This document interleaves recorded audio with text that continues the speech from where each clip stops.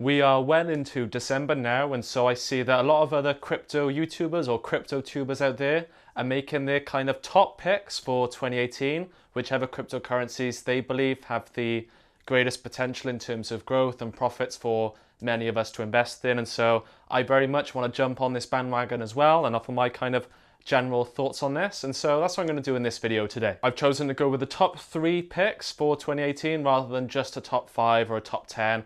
I could have gone down that route, but thinking about it, if I am being honest, there are only really 3 that I am completely passionate and incredibly excited about. A few more others are kind of, I think they're going to do well, the likes of, I don't know, Litecoin, Dash, whatever else. But this 3 that I'm going to feature in today's video, I am extremely excited about. For many of my regular viewers, there aren't going to be any surprises in this video at all. It's the usual suspects are going to come in, but I still recommend you kind of stick to this video anyway, because I'm going to be talking a lot about 2018 in particular, which I haven't done so much in other videos, so I still think there'll be value for you guys to watch this. And as with all of these kinds of videos, do just bear in mind that this isn't intended to be construed as financial advice in any way. I'm just sharing my own very personal, unprofessional opinions. All cryptocurrencies are incredibly risky, so just do bear that in mind at all times. And so we're going to start with my number 3 pick for 2018, and that is going to be IOTA. I'm not going to spend too much time talking about what IOTA is. If you don't know much about it, if that's a name that you're not really familiar with at all, then I do have another video where I actually reviewed IOTA. It's just called IOTA Cryptocurrency Review. So I'll leave a link for you to watch that video at the end of this one. And I know this is going to sound incredibly extreme, but I really do mean this when I say this. It's my personal opinion, again, just remember that, just opinion, that IOTA could be either the worst or very best investment that you could make in the whole of 2018. The reason I say that is because its current valuation of around about $7 billion is based on the successful implementation of an unbelievably brilliant idea. What's that idea? A decentralized cryptocurrency that actually becomes much more faster and more secure the larger the entire network gets, and that has 0 transaction fees. This will potentially allow it to form the backbone of the Internet of Things economy. That is absolutely massive, and if we're talking about, in terms of potential market caps, if they were to pull this off, then I can't help but feel like it would be worth at least the value of Bitcoin in its kind of current, very slow, expensive state, which is valued at around, what, $190 billion right now, I think. So from the kind of $7 billion-ish that we're at right now, that is the potential for unbelievable growth. That's why I would consider it to be potentially the very best investment that you can make this year with cryptocurrencies. But there is a massive kind of however attached to that.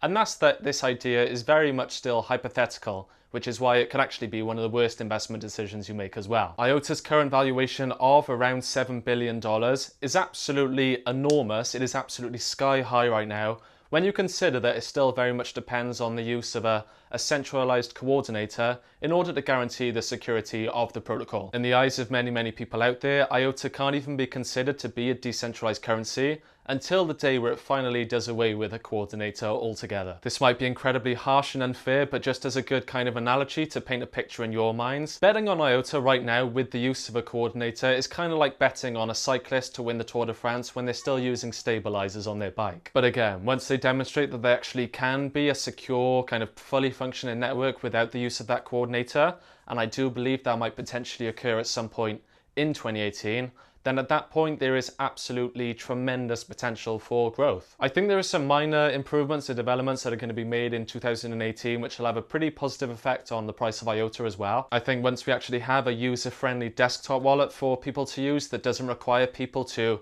attach to the Tangle and which doesn't involve them having to see 0 balances on their wallet, which gives many people a kind of minor heart attack, those kind of things will do wonders for the price. And if IOTA manages to stay in the kind of top 5 to 10 of all coins out there, then eventually, and again at some point in 2018 in all likelihood, they're going to get hardware wallet support at some point from the likes of Trezor and the Ledger Nano S as well, which again is absolutely huge because I know that so many people out there don't feel comfortable storing large amounts of cryptocurrencies if they can't use something very safe and reliable like a hardware wallet. I'm sure more exchanges are going to start dealing with it and offering it as well. I know that people in America in particular, everyone in the US, they've had problems with Bitfinex. They've been essentially barred from using that exchange altogether, and so I think that's pretty much the main exchange or marketplace for IOTA right now. And so once we have many, many more options for everyone around the world, that's only going to do good things for the price. And I'm also going to leave you with a link to a website that is tracking all publicly announced IOTA real world projects.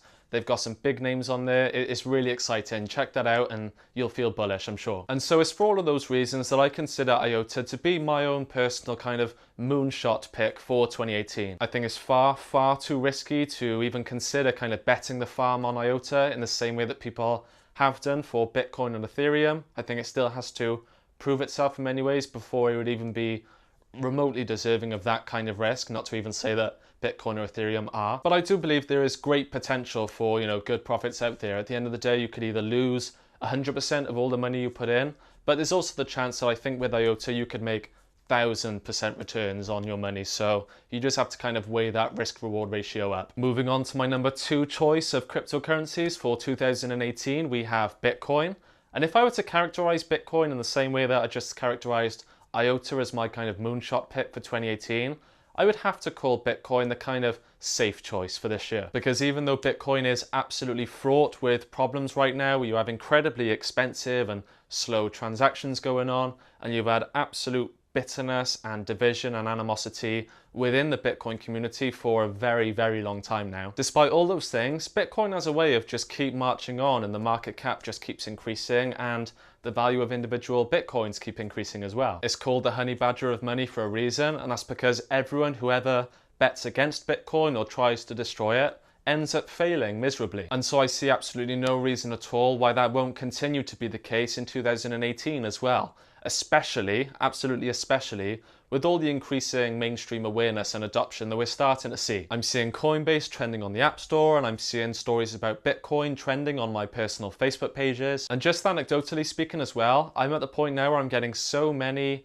neighbors, relatives asking me about my kind of Bitcoin investments, and it's really important to note that they're never actually asking me about my cryptocurrencies or about my Ethereum or about my IOTA or anything else. It's always just, how's your Bitcoin doing? Which again, in terms of potential increases in price for Bitcoin in 2018 is absolutely huge, because it demonstrates that even when you have literally thousands of cryptocurrencies on offer to people, Bitcoin is still completely dominating when it comes to branding for everyday average people. On top of that, there's the potential for further scaling developments as well. You never know, we might actually see the Lightning Network released at some point in 2018, although I do probably think in all likelihood we might see that at the beginning of 2019 instead. But that's not so much of a big deal to me, because I actually think that today's valuation of Bitcoin right now isn't totally contingent or dependent on many of these kind of future developments that we're all hoping for. I think Bitcoin derives much of its value right now from just being a censorship-resistant storage of value. I think that in itself is absolutely enormously valuable to the entire world, and especially if we do see some kind of world recession or some kind of world economic problems for many countries out there, then there's the potential for Bitcoin value to just keep absolutely skyrocketing. And so if there are further delays for Bitcoin in terms of, scalability, I don't think it's the end of the world. But if those things actually do go well, then again, it's just even more reason for Bitcoin to continue to keep going up in price. I know that there are talks right now of Bitcoin being in a bubble, never mind in 2018 when we get more kind of normal people involved. And I know people are concerned about the CME futures and stuff like that, and NASDAQ. And yeah, it might lead to some kind of enormous bubble that pops horrendously at some point in 2018, but what can you do? That's just the way that Bitcoin and cryptocurrencies have always kind of developed. It's always boom, bust, or bubble cycles or whatever. But again, Bitcoin always has a funny way of just bouncing back and keep marching onwards. And I know there's questions about how Bitcoin Cash might affect all of this as well, whether it's going to eventually oust Bitcoin and become the Bitcoin, if you want to call it that. But even if Bitcoin Cash does rise enormously in value this year, I still think BTC is going to do extremely well, just because you're going to have Wall Street investment and because BTC still has such branding dominance in the eyes of everyday average Joes. I can't help but be extremely, extremely bullish about Bitcoin on the whole, even though I think we all know scaling is going to be painful and transactions are going to continue to probably be more expensive and slower in all likelihood.